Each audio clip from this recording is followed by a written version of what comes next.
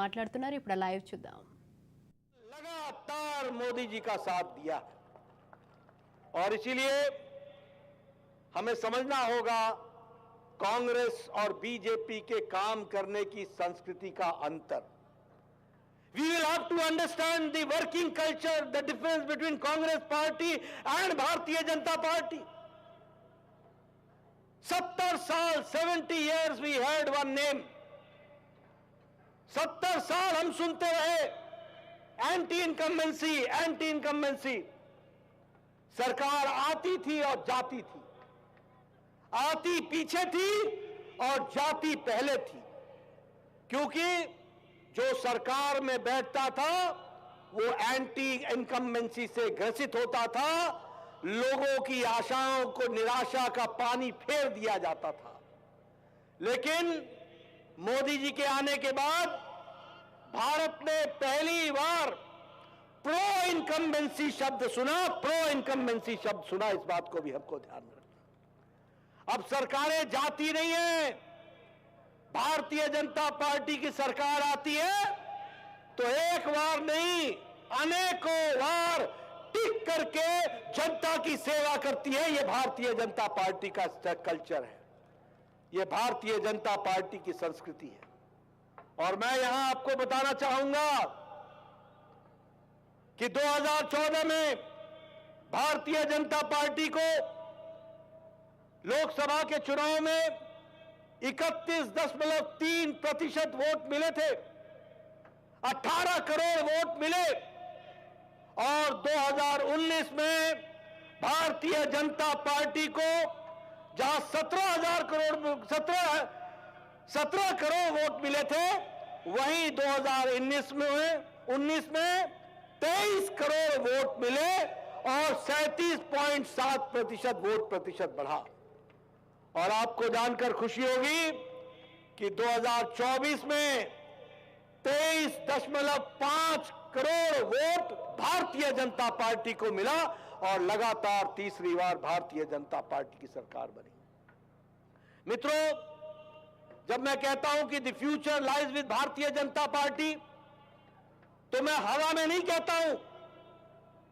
चाहे तेलंगाना की जनता हो, चाहे देश की जनता हो, उसे यह विश्वास है कि आगे अगर उनका भविष्य सुरक्षित है तो वह भारतीय जनता पार्टी की सरकार में निहित है. और कहने के लिए नहीं कह रहा हूं मैं बताना चाहता हूं, आज भारतीय जनता पार्टी की विशुद्ध 13 राज्यों में भारतीय जनता पार्टी की सरकार है. We are ruling in 13 states और with absolute majority Bharatiya Janata party है. और 6 राज्यों में हमारी एनडीए की सरकार है, यानी 16 राज्यों में एनडीए की सरकार है और कमल खिल रहा है. इस बात को हमको ध्यान में रखना चाहिए. और इसीलिए 16 नहीं 19 राज्यों में, क्षमा करिएगा, 19 राज्यों में, 19 राज्यों में भारतीय जनता पार्टी की सरकार है. आपको जानकर खुशी होगी कि जहां भारतीय जनता पार्टी की सरकार एक बार आती है तो फिर खिसकती नहीं है, टिक जाती है और रहती है और बारंबार आती है. और अब तेलंगाना की जनता भी इंतजार कर रही है. देख लिया बीआरएस, छुट्टी करो कांग्रेस की और आने वाले समय में कमल खिलाओ और तेलंगाना के विकास के साथ अपने आप को जोड़ो. मित्रों, हम 6 बार से 6 times we are in the government in Gujarat. 6 bar, 6 times consecutively. 4 times we are in Madhya Pradesh. Hattrick in Haryana, hattrick in Goa. दूसरी बार हम उत्तर प्रदेश में आए हैं. और उत्तर प्रदेश में याद रखना, 30 साल बाद, 30 years के बाद कोई मुख्यमंत्री दोबारा मुख्यमंत्री बना 5 साल पूरा करके तो वो भारतीय जनता पार्टी का बना. उसी तरीके से अभी हमारे प्रेमेंद्र रेड्डी जी बोल रहे थे, महाराष्ट्र में भी हम दूसरी बार फिर से सरकार में आए हैं और 2014 का रिकॉर्ड हमने ही तोड़ा है, इस बात को भी हमको याद रखना चाहिए। उसी तरीके से हम त्रिपुरा में दूसरी बार, हम उत्तराखंड में दूसरी बार, हम मणिपुर में दूसरी बार, हम आसाम में दूसरी बार और हरियाणा में हम तीसरी बार, ये हमारा रिकॉर्ड है। इसलिए एक नहीं अनेकों बार जीतने का रिकॉर्ड हम बनाते हैं।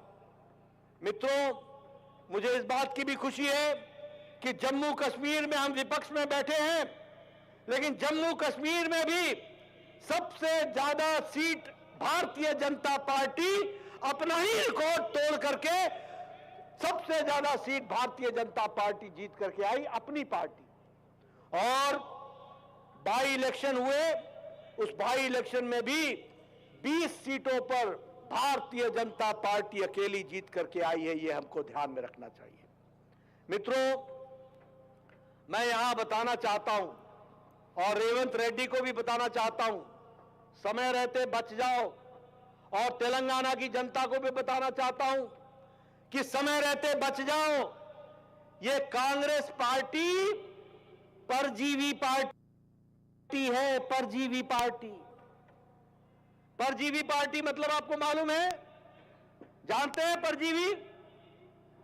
परजीवी पार्टी वो होती है जो लता की तरह किसी पेड़ के साथ चिपक जाती है और पेड़ से ताकत लेकर के खुद खड़े होने की काम करती है और उस पेड़ को सुखा भी देती है।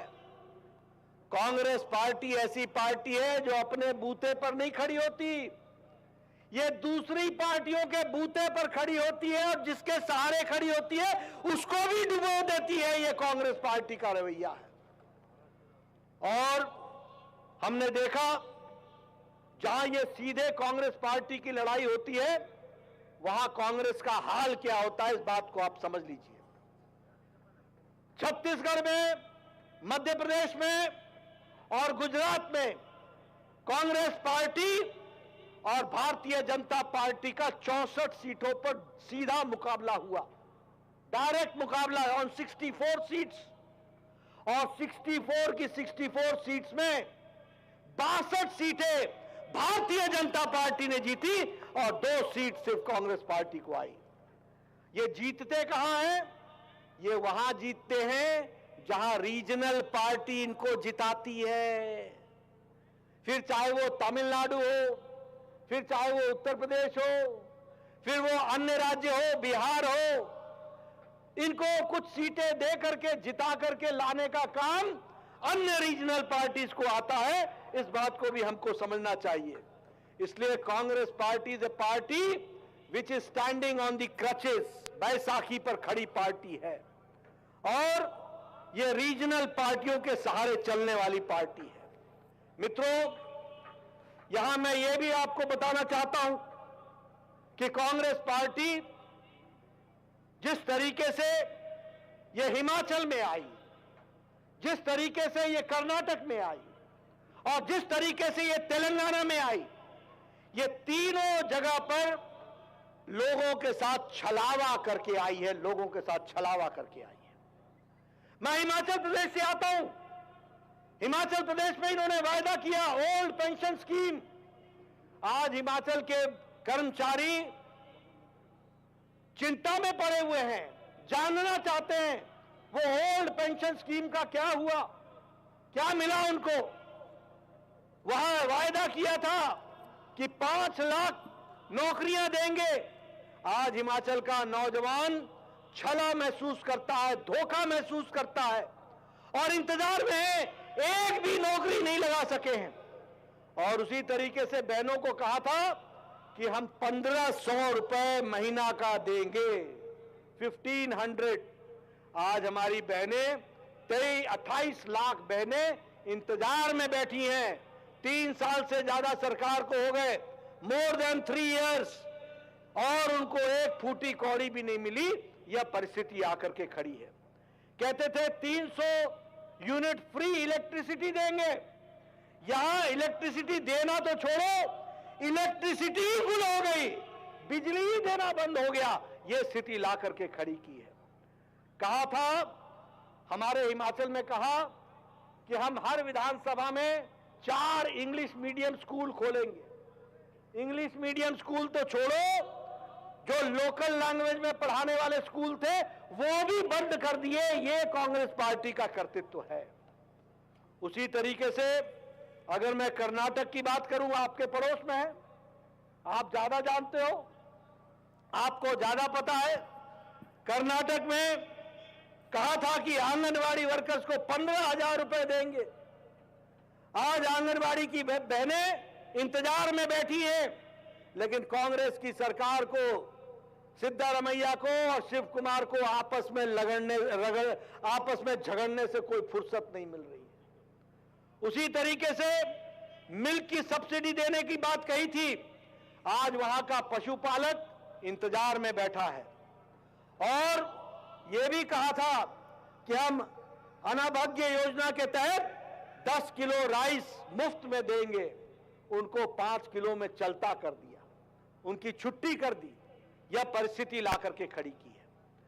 मैं तेलंगाना की बात करना चाहता हूं। मैं सुन रहा था तेलुगु में हमारे किशन रेड्डी बात कर रहे थे।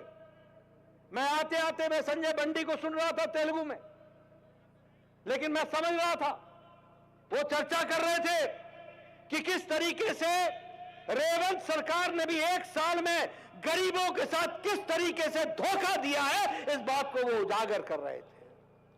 मुझे दुख के साथ कहना पड़ता है कि आपको कहा गया था कि 12,000 रुपए सालाना ईच ऑटो ड्राइवर को दिया जाएगा। कहा था कि नहीं कहा था? बोलो, कहा था कि नहीं कहा था? जरा जोर से बोलो, मुझे ऊंचा सुनता है। कहा था कि नहीं कहा था? मिल गया? मिल गया? मित्रों, ये कांग्रेस वाले मदारीगिरी करते हैं, मदारीगिरी। आपने देखा है ना मदारी? कभी झोले में से कबूतर निकालेगा, कभी झोले में से अंडा निकालेगा, कभी झोले में से मुर्गी निकालेगा, और बाद में पूछो मुर्गी कहां गई, बोला तमाशा खत्म, पैसा हजम। यही रेवंत रेड्डी करता है। 12,000 रुपए देगा, मिल गया 12,000 रुपए। उसी तरीके से कहा था कि 6,000 रुपए, 6,000 हम नए स्कूल खोलेंगे, 6,000। मैं ठीक बोल रहा हूं? बोला था 6,000, खुल गए क्या? खुल गए? मित्रों, इसी तरीके से आपके यहां विद्या भरोसा कार्ड की बात की थी कि नहीं की थी? जिसको विद्या भरोसा की बात कही, वो उनका भरोसा अपने ऊपर ही नहीं था। जब अपने ऊपर ही भरोसा नहीं था तो उन्होंने विद्या भरोसा कार्ड क्या देना था? बोलो, मिला विद्या भरोसा कार्ड? मिला? मित्रों, उसी तरीके से हमारे नौजवानों को कहा था कि नहीं कहा था कि अनएम्प्लॉयमेंट अलायंस मिलेगा?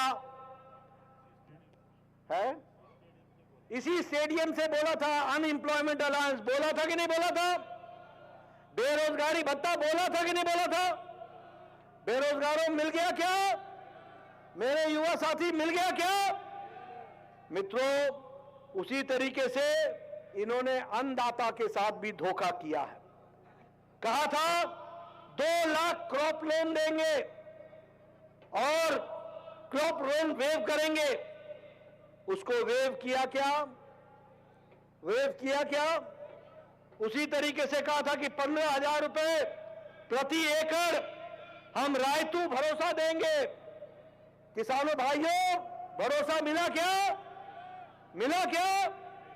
ये इनका रिपोर्ट कार्ड है। उसी तरीके से इन्होंने कहा था कि हम 12,000 असिस्टेंस देंगे हमारे एग्रीकल्चर वर्कर्स को।